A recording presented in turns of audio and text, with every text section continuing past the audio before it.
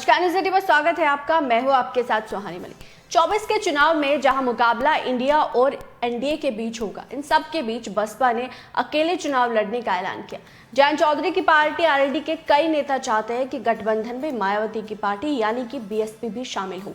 मायावती पहले ही अकेले लोकसभा चुनाव लड़ने की घोषणा कर चुकी है। पार्टी नेताओं की एक बैठक में इस तरीके के सुझाव दिए गए। नेताओं ने कहा कि दलित, मुस्लिम और जाट समीकरण का जो पश्चिमी यूपी में बीजेपी का खेल बिगाड़ सकता है। पिछले लोकसभा चुनाव में भी पश्चिमी यूपी की कई सीटों पर गठबंधन के उम्मीदवार चुनाव जीतने में कामयाब रहे। मुरादाबाद मंडल में तो बीजेपी अपना खाता तक नहीं खोल पाई। बिजनौर, नगीना, मुरादाबाद, अमरोहा, संभल और रामपुर लोकसभा सीटें गठबंधन के हिस्से में चली गई थी। सहारनपुर की सीट बीएसपी यानी कि मायावती ने जीती थी, जबकि मुजफ्फरनगर और मेरठ में गठबंधन के उम्मीदवार बीजेपी से बड़े मामूली अंतर में हारे थे। पिछले आम चुनाव में बीएसपी यानी कि मायावती, समाजवादी पार्टी और आरएलडी का गठबंधन था। पश्चिमी यूपी के 22 जिलों के आरएलडी नेताओं की बैठक अगले लोकसभा चुनाव को लेकर बुलाई गई। बैठक का एजेंडा तो संगठन को लेकर था, लेकिन जयंत चौधरी ने फिर नेताओं से फीडबैक लेना शुरू किया। आज के राजनीतिक हालात पर चुनाव हुए तो गठबंधन को क्या मिलेगा, किस सीट पर कौन सा समीकरण हावी होगा। नेताओं को लगा कि पार्टी अध्यक्ष उनके मन की बात सुनना चाहते, बस क्या था। बैठक में खुलकर चर्चा शुरू हो गई। पार्टी के अधिकतर मुस्लिम नेताओं ने कहा कि बिना बीएसपी के गठबंधन को बहुत फायदा नहीं होने वाला।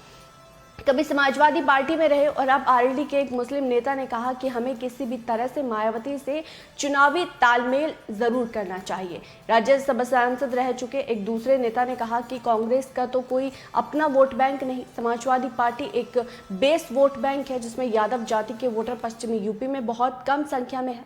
बीएसपी के इधर आ जाने से यानी कि मायावती के गठबंधन में आ जाने से दलित वोटर्स उनके साथ जुड़ जाएंगे। बैठक में मौजूद दलित समाज के ही एक आरएलडी नेता ने कहा कि घोसी के चुनाव में अब तो ये भ्रम टूट गया कि बीएसपी के वोटर समाजवादी पार्टी के साथ नहीं जा सकते।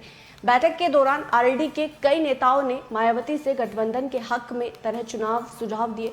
पश्चिमी यूपी के आरएलडी नेताओं की मीटिंग करीब 4 घंटे तक चली। बैठक के दौरान पार्टी अध्यक्ष जयंत चौधरी चुप रहे, वो बस लोगों की बातें सुनते रहे। मुंबई में इंडिया गठबंधन की बैठक के दौरान पत्रकारों ने उनसे पूछा कि क्या आप मायावती के संपर्क में हैं।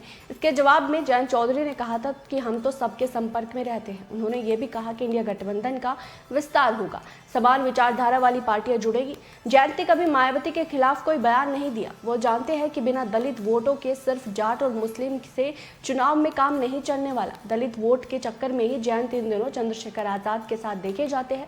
आजाद भीम आर्मी और आजाद समाज पार्टी के अध्यक्ष हैं। जयंत जानते हैं कि आजाद गठबंधन के उम्मीदवार के तौर पर नगीना सीट से चुनाव लड़े, पर अखिलेश यादव इस सीट से किसी और को चुनावी जो टिकट है वो देना चाहते हैं।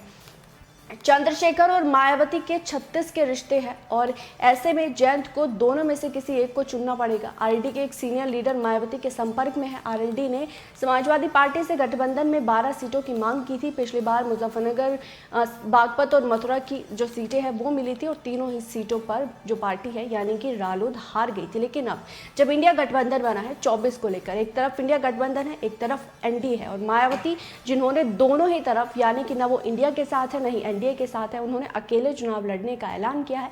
ऐसे में अब जो रालोद के नेता है उन्होंने ये सुझाव जयंत चौधरी को दिया है कि मायावती से संपर्क किया जाना चाहिए, क्योंकि मायावती का अपना एक वोट बैंक है और दलित, मुस्लिम, जाट और जो एक गठबंधन का एक जो गठजोड़ बनेगा वो यूपी में कारगर साबित होगा और बीजेपी को हराने के लिए सक्षम होगा। बहरहाल इस रिपोर्ट पर आपकी क्या राय है, आपको क्या लगता है वो जरूर कमेंट बॉक्स में बताएगा। मेरे साथ फिलहाल इतना ही, मुझे दीजिए इजाजत। नमस्कार।